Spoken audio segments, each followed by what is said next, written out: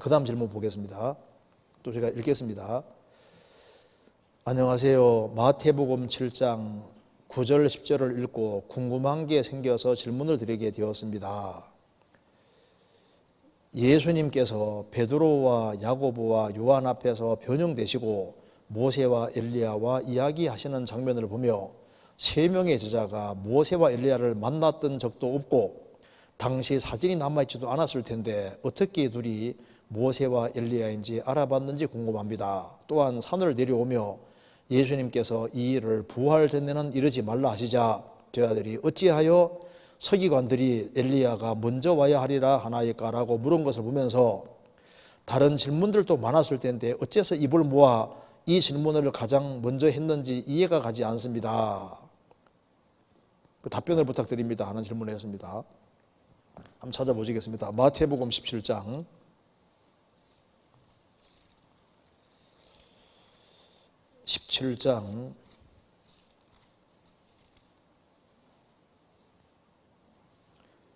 9절입니다. 저희가 산에서 내려올 때 예수께서 명하여 가라사대 인자가 죽은 자 가운데서 살아나기 전에는 본 것을 아무에게 누리지 말라 하시니 제자들이 묻자와 가로되 그러면 어찌하여 서기관들이 엘리야가 먼저 와야 하리라 하나이까? 예수께서 대답하여 가라사대 엘리야가 과연 먼저 와서 모든 일을 회복하리라. 내가 너희에게 말하노니 엘리야가 이미 왔으되 사람들이 알지 못하고 임의로 대화해도다. 인자도 이와 같이 그들에게 고난을 받으리라 하시니 그제야 제자들이 예수의 말씀하신 것이 세례 요한인 줄을 깨달으니라. 예수님이 마태복음 16장 끝에서 말씀하시기를 여기에 섰는 자들 중에 예수님이 왕권을 가지고 오는 자들이 오는 걸 볼 자도 있으리라. 예수님 재림하는 장면을 볼 자도 있으리라고 하셨습니다. 그리고 이제 17장 엿새 후에 예수님이 베드로, 야고보, 요한 세 제자 데리고 변화산에 가셔서 변형되셨는데 그것이 이제 예수님 재림 예고편을 미리 보여주신 거예요. 그래서 거기에 모세와 엘리야가 나타났는데 모세는 죽었다가 주님 앞에서는 그리스도인 대표고 엘리야는 산채로 들림받은 것처럼 주님 모시는 그날 살아 주님 앞에 가는 사람 대표다 그 말입니다. 주님 재림 예고편을 미리 보여주셨고 그리고 난 이후에 예수님이 산에 내려올 때 인자가 죽은 자 가운데 살아나기 전에는 본 것을 아무에게도 주지 말라. 그래서 제자들은 이 말씀대로 침묵을 지키고 있다가 예수님이 죽으시고 부활하신 이후에 조심스럽게 이 이야기를 하면서 그것이 재림 예고편이었다고 설명해 주고 있는 겁니다. 잠깐 찾아보시겠습니다. 성경 베드로 후서 1장입니다.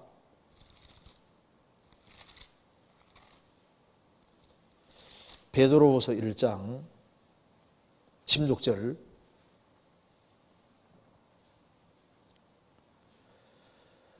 우리 주 예수 그리스도의 능력과 강림하심을 너희에게 알게 한 것이 공교히 만든 이야기를 쫓은 것이 아니요 우리는 그의 크신 위엄을 친히 본 자라. 지극히 큰 영광 중에서 이러한 소리가 그에게 나기를 이는 내 사랑하는 아들이요 내 기뻐하는 자라 하실 때 저가 하나님 아버지께 존귀와 영광을 받으셨느니라. 이 소리는 우리가 저와 함께 거룩한 산에 있을 때 하늘로서 나옴을 들은 것이라. 예수님의 재림은 이게 공교한 얘기가 아니라 우리는 예수님 재림하는 걸 친히 미리 봤다. 예고편으로 봤다는 겁니다. 그래서 변화산상에서 직접 자신이 본 것을 베드로 사도가 증언하고 있습니다. 그런데 이거보다 더 확실한 것이 있는데 예언이라고 말씀했습니다. 재림 예고편을 미리 본 겁니다. 자, 그런데 이게 질문 내용입니다. 다시 마태복음 17장 다시 보시겠습니다. 자, 변화산 이제 사건이 있고 난 이후에 예수님이 내가 곧 죽을 텐데 죽은 자 가운데 살아나기 전에는 본 것을 아무에게 누리지 말라 하니까 제자들이 궁금한 걸 물었습니다. 제자가 아니라 제자들이라고 했죠. 그러면 어찌하여 서기관들이 엘리야가 먼저 와야 하리라 하나이까? 그래서 제자들이 이렇게 물은 것을 보면서 다른 질문들도 많았을 텐데 어째서 입을 모아서 이 질문을 가장 먼저 했는지 이해가 잘 되지 않는다. 이해가 되죠. 왜냐하면 이게 이유가 있습니다. 여기 보세요.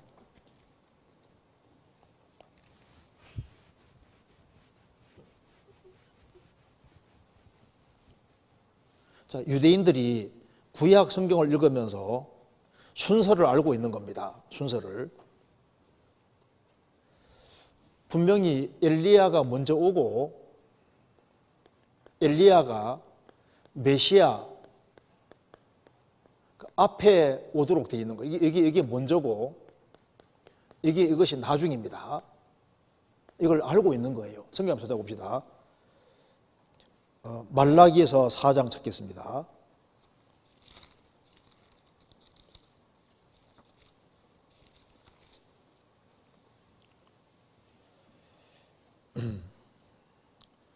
(4장)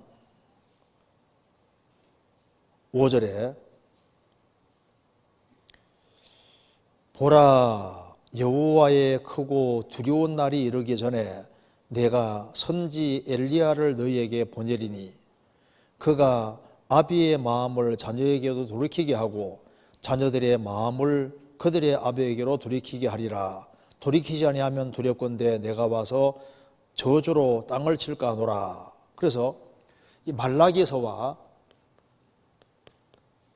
말라기 4장과 그리고 이사야 40장에 보면은 외치는 자의 소리로 이제 이 엘리야가 오게 돼 있는 겁니다. 그래서 여호와의 크고 두려운 날이 이르기 전에 내가 선지 엘리야를 너희에게 보내리라. 분명히 구약 성경 속에 엘리야를 성경에서 보내서 아비의 마음을 자녀에게 돌이키게 하고 자녀들의 마음을 그 아비에게로 돌이키게 하리라고 돼 있다 그 말입니다. 그래서 신약 성경에 이걸 받아서 자, 누가복음 보시겠습니다. 누가복음 1장에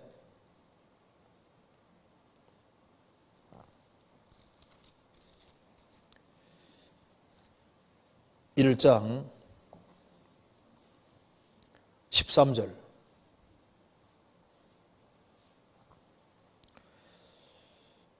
천사가 일러 가로되 사가랴여 무서워 말라 너의 간구함이 들린지라 내 아내 엘리사벳이 내게 아들을 낳아 주리니 그 이름을 요한이라 하라. 너도 기뻐하고 즐거워할 것이요 많은 사람도 그의 남을 기뻐하리니 이는 저가 주 앞에서 큰 자가 되며 포도주나 소주를 마시지 아니하며 모태로부터 성령의 충만함을 입어 이스라엘 자손을 주 곧 저희 하나님께로 많이 들어오게 하겠습니다. 저가 또 엘리야의 심령과 능력으로 주 앞에 앞서가서 아비의 마음을 자식에게 거스리는 자를 의인의 슬기에 돌아오게 하고 주를 위하여 세운 백성을 예비하리라. 그래서 이제 메시아가 오기 전에 엘리야가 와서 아비의 마음을 자식에게 거스린 자는 의의 슬기에 돌아오게 하고 주를 위해 세운 백성을 예비하리라. 이런 내용을 이제 구약 성경을 읽으면서 이제 알고 있는 거예요. 그래서 서기관들은 메시아가 오기 전에는 엘리야가 오도록 되어 있는데 예수님이 이제 덜컥 자꾸 죽으신다고 얘기하시고 재림 예고편을 보여주시니까 분명히 순서상 엘리야가 먼저 오고 그 다음에 메시아가 오도록 되어 있는데 예수님이 메시아니까 예수님이 이제 곧 죽으시고 부활해서 가시니까 그러면은 메시아가 살아있을 때 뭐 앞에 와야 되는데 예수님은 이제 재림 예고편을 얘기하시고 이제 예수님이 이제 죽은 자 가운데 부활할 걸 말씀하시니까 이제 곧 죽고 부활할 텐데 그러면 분명히 이제 이 서기관들은 메시아가 오기 전에 분명히 엘리야가 먼저 온다고 얘기를 했는데, 그러면 엘리야가 순서를 보면은 엘리야가 와야 되는데 예수님이 곧 죽으시고 부활하면 그 앞에 엘리야가 있어야 될 게 아니냐 그 말입니다. 이 궁금하잖아요. 이제 그래서 여기에 질문하기를, 분명히 어째서 엘리야가 먼저 와야 된다고 합니까? 하니까 예수님께서 엘리야가 먼저 왔다고 얘기했습니다. 엘리야가. 그러니까 불병거 타고 올라간 그 엘리야가 온다는 말이 아니라 엘리야의 심령과 능력을 가진 자가 와서 이스라엘 백성들을 돌이키게 해서 메시아를 믿게끔 한다 그 말입니다. 그래서 엘리야가 먼저 왔다고 주님 말씀하신 겁니다. 어떤 엘리야? 불병거 타고 올라간 엘리야를 말하는 게 아니라 엘리야가 구약시대 때 우상 숭배하는 이스라엘 백성들의 마음을 틀어서 하나님께로 향하게 한 것처럼 그런 똑같은 역할을 하는 그런 엘리야가 왔다 그 말입니다. 누가? 세례 요한. 엘리야의 심령과 능력 가지고 와서 이미 그렇게 했는데 이스라엘 백성들이 엘리야 그 심령으로 온 바로 세례 요한을 그렇게 임으로 대한 것처럼 예수님도 그렇게 임으로 대접하고 죽일 거다 그 말입니다. 무슨 말이 되시죠? 그런데 예수님이 지상재림하기 전에 또 엘리야 같은 사람이 또 나타나는 거예요. 여호와의 크고 두려운 날이 오기 전에 엘리야가 온다. 예수님이 이제 죽으시고 부활하시고 다시 오시는데 7년 환난 속에서 또 엘리야 같은 사람이 등장합니다. 요한계시록 11장 나오지 않습니까? 11장에 이스라엘 사람 14만 4천 명을 회개시킬 때 두 증인이 나타나는데 두 증인 중에 하나가 모세 같은 사람, 엘리야 같은 사람 또 나타나는 거예요. 그래서 이제 모세는 물을 피로 만든 사람인데 또 원한한 재앙을 다 일으킨 사람인데 7년 혼란 속에서 모세가 아니라 모세 같은 사람 나타나서 정말 물을 피로 만들고 세상에 엄청난 재앙을 내리면서 이제 예수님이 메시아가 맞다는 걸 증거하고, 엘리야는 불을 내리게 한 사람이지 않습니까? 그와 똑같은 이적을 행하면서 원하는 대로 불을 내려오게 하고 그렇게 해서 이스라엘 회개시키는데, 그래서 이 두 증인이 모세 같은 사람, 엘리야 같은 사람이 나타나서 이스라엘 민족을 회개시키는 일이 있고 난 다음에 지구상에 아주 무시무시한 재앙이 오고 예수님 지상재림하는 겁니다. 그래서 마태복음 17장 다시 보시겠습니다. 이거 이해되시죠? 17장 다시 보시면은 10절. 제 아들이 묻자와 가로되 그러면 어찌하여 서기관들이 엘리야가 먼저 와야 하리라 하니까. 그러니까 이 얘기를 항상 기억하고 있는데 예수님이 이제 죽고 부활하시는 것을 말씀하시면서 이제 재림 예고편까지 보여주시니까 분명히 메시아가 오기 전에 분명히 엘리야가 온다고 듣고 있는데, 그럼 엘리야가 그러면 이제 곧 죽고 부활하면 엘리야가 어떻게 되는 거야? 이 궁금하잖아요. 그러니까 이걸 물으니까 엘리야가 왔다고 주님께서 알려주신 겁니다. 엘리야의 심령을 가진 사람이 미리 왔다. 바로 세례 요한인 줄 깨달았다고 되어 있잖아요. 불병거 타고 올라간 엘리야가 온다는 말이 아니라 엘리야의 심령을 가진 사람이 온다고 하는데, 그래서 예수님이 초림했을 때도 엘리야의 심령 가진 사람 세례 요한 나타나지 않습니까? 7년 혼란 속에서도 엘리야의 심령 가진 사람이 나타난다고요. 나타나서 이스라엘 민족을 회개시킬 때 사용이 되는 거예요. 그렇게 이해하면 되겠습니다. 그 다음에 질문 간단하게 보겠습니다. 질문이 있어서 질의응답을 올리게 되었습니다. 새해가 되어 구약을 읽고 있는데 구약시대 그리스도인들은 어떻게 구원을 받았는지 궁금합니다. 집회 때 들은 내용으로는 제사를 드리면 1년치 죄가 사함을 받는다고 알고 있는데, 만약 올해 분량의 제사를 드리기 전에 죽으면 그 죄는 처리하기 전에 죽은 것이라 지옥에 가는 것이지, 그렇다면 어떻게 구약시대에 영원한 속죄를 받았는지 궁금합니다. 예전에 한 목사님 말씀에 구약시대에는 오실 그리스도를 믿고 구원받는다고 들은 적이 있습니다. 그렇다면 메시아가 오셔서 모든 죄를 사해 주실 것이라고 믿으면 구원을 받았던 것인지, 그렇다면 그 사람들은 제사 드릴 필요가 없는 것인지도 궁금합니다. 간단하게 설명드리겠습니다. 여기에 이제 이런 게 궁금할까봐 신약에 답이 나와 있거든요. 성경 로마서 4장 찾겠습니다.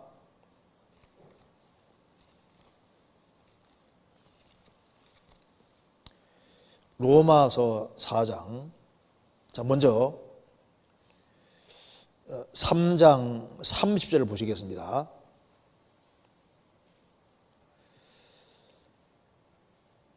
할례자도 유대인입니다. 할례자도 믿음으로 말미암아 또는 무할례자도 믿음으로 말미암아 의롭다 하실 하나님은 한 분이시니라. 어느 시대에나 믿음으로 구원받는다고 하는 겁니다. 그러면서 예를 들고 있습니다. 4장 1절에 그런즉 육신으로 우리 조상된 아브라함이 무엇을 하리요? 만일 아브라함이 행위로서 의롭다함을 얻었으면 자랑할 것이 있으려니와 하나님 앞에서는 없느니라. 성경이 무엇을 말하느뇨? 아브라함이 하나님을 믿음에 이것이 저에게 의로 여기신 바 되었느니라. 일하는 자에게는 그 삭슬을 은혜로 여기지 아니하고 빚으로 여기거니와 이 일을 아니할지라도 경건치 아니한 자를 의롭다 하시는 이를 믿는 자에게는 그의 믿음을 의로 여기시나니 일하는 것이 없이 하나님께 의로 여기심을 받는 사람의 행복에 대하여 다윗이 말한 바 그 불법을 사하심을 받고 그 죄를 가리우심을 받는 자는 복이 있고 주께서 그 죄를 인정치 아니하실 사람은 복이 또 당부 같으니라. 이게 무슨 말이냐 하면은 여기 보세요.